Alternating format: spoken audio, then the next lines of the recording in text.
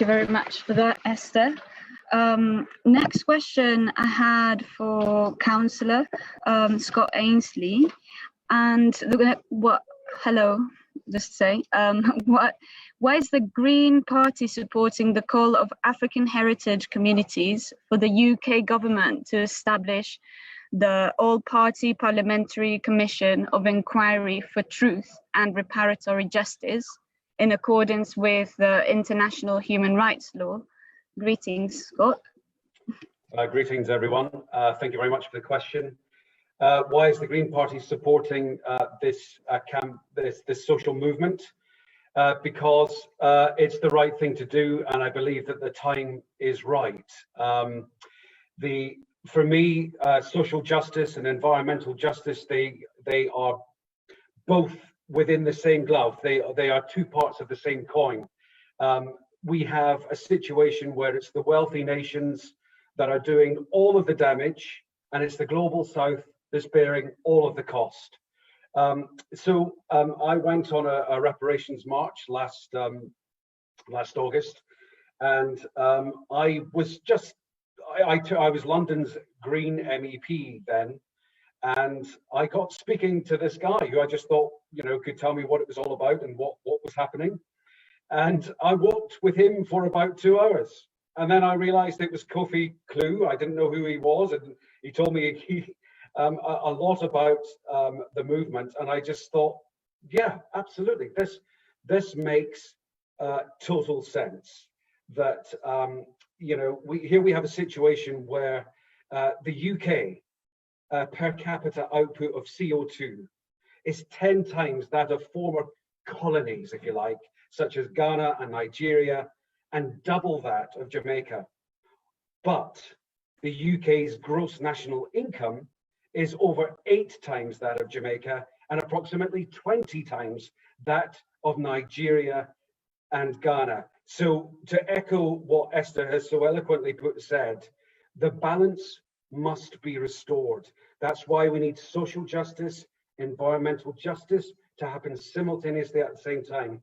And in this International Decade for People of African Descent, proclaimed by the General Assembly resolution, to be observed from 2015 to 2024, we have, the way I see it in this country, to atone and pay reparatory justice for the past shame of our colonial exploitation of people and ecocide and genocide. So as far as I'm concerned, we needed to get a move on in order to try and achieve this within the UK, within that 10-year period. And so what I propose to do, and I said to Kofi on the march, I said, look, the Greens have already brought a motion on reparatory justice to a previous conference. And bless him, Kofi read it from my phone, tiny little print, and he said, well, this is quite good. It does quite a lot of, it does answer a lot of the questions, but what it does is, it precludes the bottom up, the community-led, the individual testimonies that what I'm glad Stop the Maangamizi is doing is hearing people's testimonies.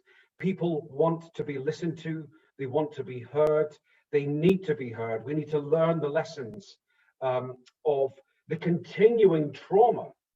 Now, not everyone's a victim, I'm not saying that, but there are people who, in order to process what is happening in their lives, they must revisit what is the abuse. And as that amazing music video showed, was that you do have to sleep when you are exposed to such horror.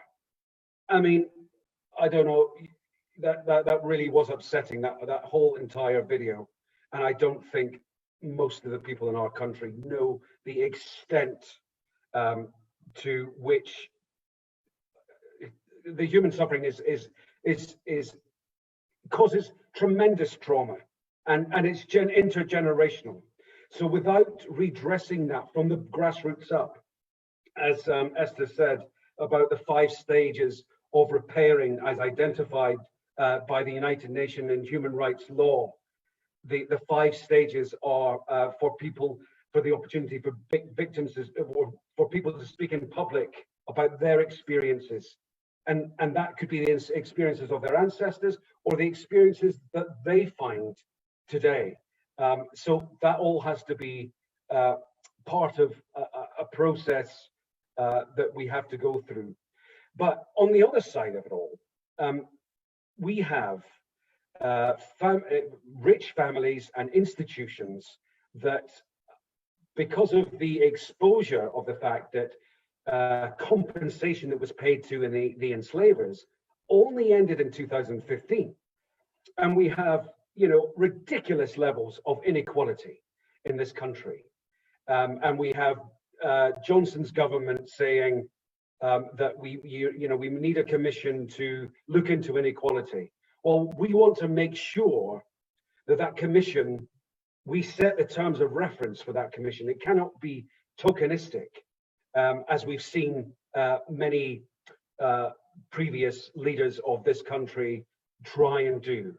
You know, they'll go to Jamaica and they'll say, oh, you don't want to talk about reparations. You know, that was all in the past. Here's 26 million pounds to build a new prison.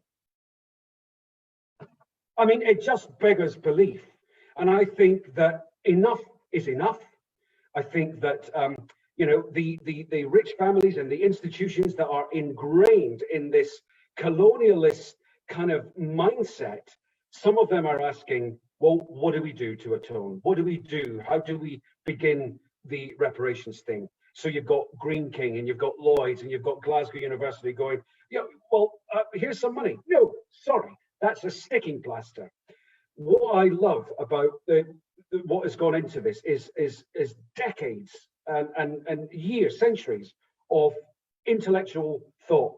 People that have been the INOSAR movement that Esther talked about. They've been thinking this through, and they've got international agreements on how this can work.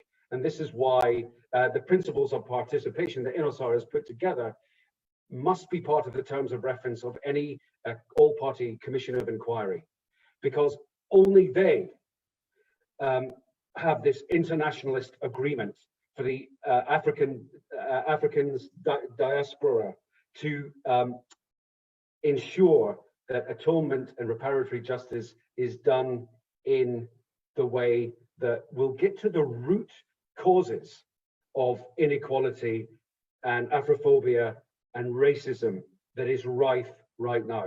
Now, obviously, so it was going to pass it. We're bringing it to Autumn Green Party conference, and we've got the wording already. But I also felt as a local councillor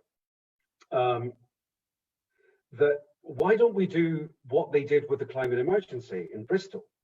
So where central government fails, let local government and devolved governments show the kind of leadership that is needed. So, and when Labour, in Lambeth Council, it's made up of mainly Labour, there are 5 Greens and there is 1 Tory. And when at the death of George Floyd, we had an emergency motion on Black Lives Matter. And we worked together and we helped Labour strengthen their motion to pass through council. And then I thought, well, why don't I work with Labour? Because I can't get it through without their support. So I went to Councillor Winifred, who is a member of the Windrush generation herself, and has done a lot for the Windrush generation in Brixton, Black Archives. She's the cabinet member for culture and equality. And I said, look, can we work on this together? And the Labour whip said, well, okay, yeah, it sounds like a good idea. And I said, well, have you got a text? And they said, no, have you? I said, yes, actually, we've got one ready to go. So we worked on that, and I worked with Esther and Kofi, and we came to an agreement with Labour where we were able to pass almost unanimously. It was only the Tory that voted against. The rest of us voted for, so the Greens and Labour voted for it, in order to lay down a marker for local authorities throughout the land to follow that example. for regional governments. So the London Assembly, Esther and Kofi are about to start negotiations with them on passing a motion to ask for this all-party commission of inquiry for atonement and reparatory justice. And then we'll speak to the Scottish Parliament, to Northern Ireland, to Wales Assembly, and what we can do is we can apply pressure from regional and local governments, as well as political party pressure.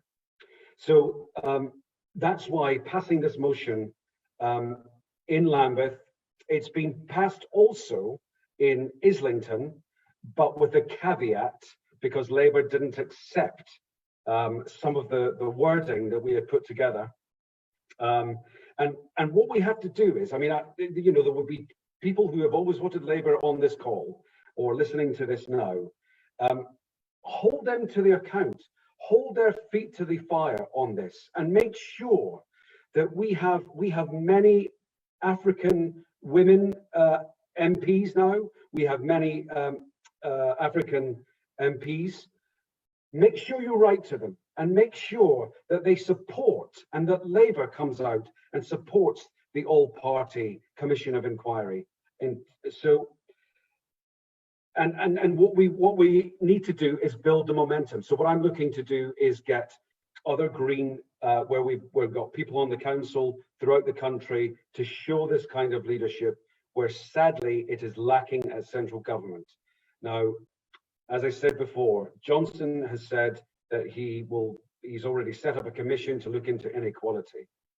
But what we must do is insist that this all-party, this cross-party, all-party commission of inquiry for atonement and reparatory justice to deal with the root causes of what is happening in our society, because the legacy of enslavement is still affecting how the legal system works, how the police operates, how employment operates, and we need a root and branch review, and we need to sort this out. So we're applying political pressure from parties, applying bottom-up pressure from local authorities and regional governments in order to ensure that central government does the right thing, doesn't try and organize another tokenistic thing,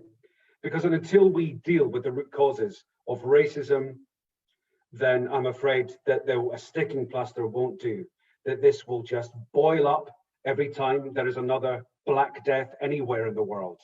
So we must get to the root causes and we must deal with it thoroughly. And that's why this historic motion that is passed in Lambeth, we're home to the largest Afro-Caribbean population within the UK, is a strong signal. And I urge you all to put pressure on your local authorities to do something similar.